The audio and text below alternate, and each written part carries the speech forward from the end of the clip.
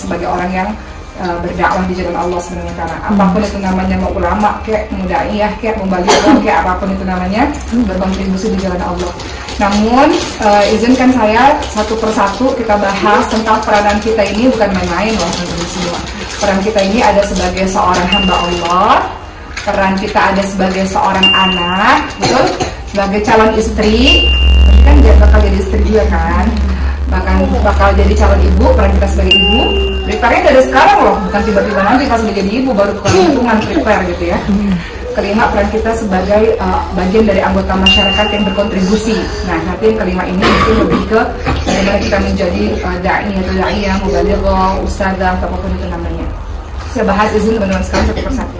Jadi wanita yang pandai, wanita yang cerdas, wanita yang salihah, insya Allah hadirkan laki-laki yang salih di waktu yang tepat untuk teman-teman semua.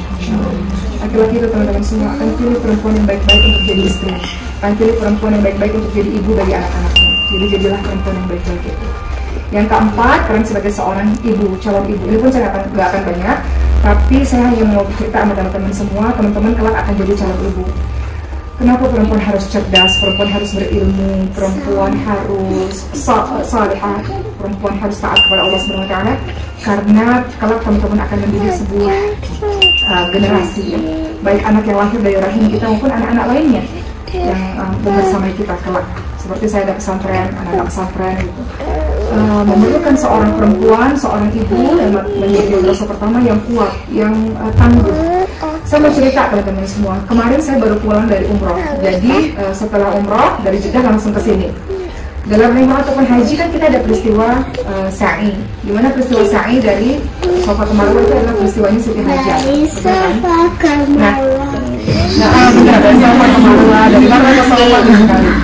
Jadi saya mau kasih tahu teman-teman semua bahwa seorang ibu harus cerdas, harus soleh, harus taat, harus tangguh, harus kuat. Gak bisa seorang calon ibu itu dia lemah, dia gak berdaya, dia gak pandai, gak bisa, gak mungkin, gak bisa, gak boleh.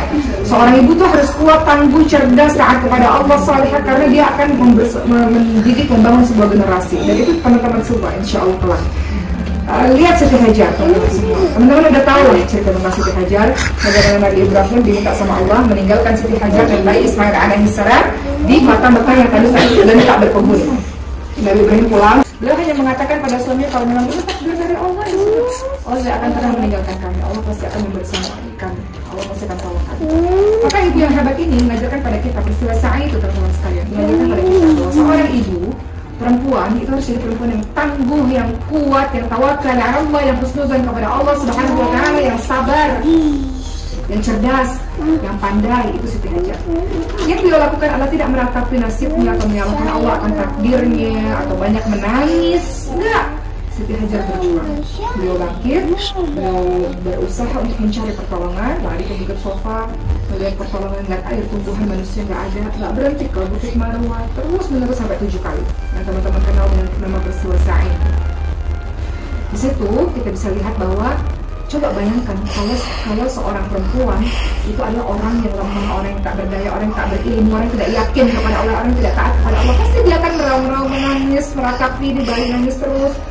Gak akan sama hasilnya dengan perempuan yang taat, yang yakin kepada Allah, yang bersandar kepada Allah, tawakal ala Allah, yang sabar, yang kuat.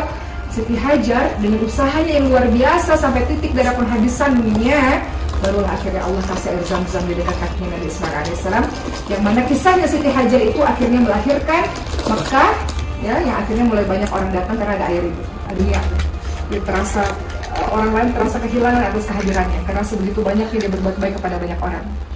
Kedua, kata saya, orang yang sukses itu adalah orang yang matinya husnul khatimah, matinya dalam keadaan baik. Orang yang bisa mati dalam keadaan baik karena kesehariannya baik. Allah kan mematikan sesuai dengan kebiasaannya, betul nggak? Allah mematikan kita sesuai dengan kebiasaan kita.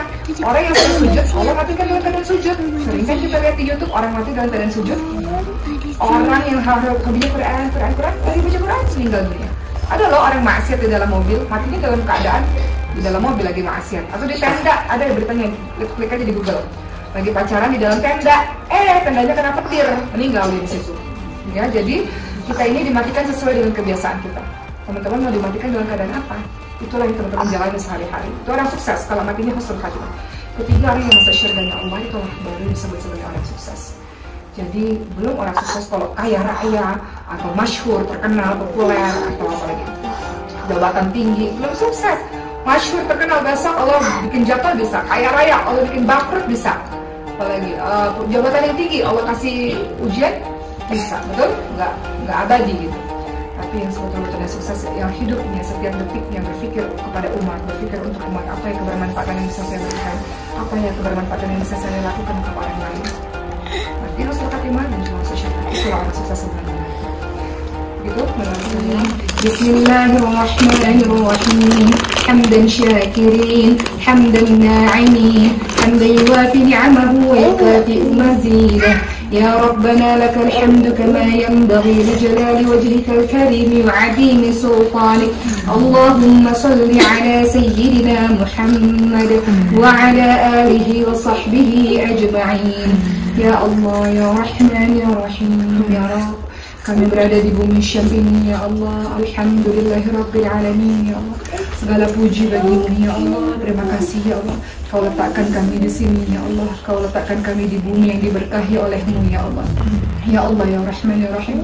Kami minta kepadamu ya Allah keberadaan kami di sini ya Rabb. Sungguh-sungguh ya Allah kami mau jadi orang yang lebih baik ya Allah. Maka berilah kami ya Allah pertolonganmu ya Allah agar kami bisa melakukan ibadah-ibadah kami ya Allah.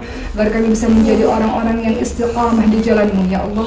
Ya Allah tolong kami istiqamah dengan talaki Quran kami ya Allah. Istiqamah dengan bacaan Quran kami ya Allah. Istiqamah dengan solat-solat kami ya Allah. Istiqamah dengan menuntut ilmu kami ya Allah. Bantu kami ya Allah dalam menuntut ilmu di bumi Syam ini ya Allah. Ilmu yang barokah ya Allah. Ilmu yang bertambah kebaikan pada diri kami dan untuk orang banyak ya Allah. Ya Allah jadikanlah kami anak-anak yang saleh. 4 tahun. Nomor berapa nak? Mau minta didoain sama ustazah. Iya ustazah minta didoain. Qur'annya selesai ya. Amin ya Allah. Semangat nih. Iya doanya ustazah bilang gitu. Minta doa. Mohon doanya ustazah biar hafal Quran. Siapa namanya sayang? Nabila. Ya Allah semoga Nabila Allah mudahkan. Amin ya Allah. Amin ya Allah. Amin. Amin. Bisa mengajarkan orang lain kepada Allah. Amin. Ya Allah, ini kemarin habis umroh ya.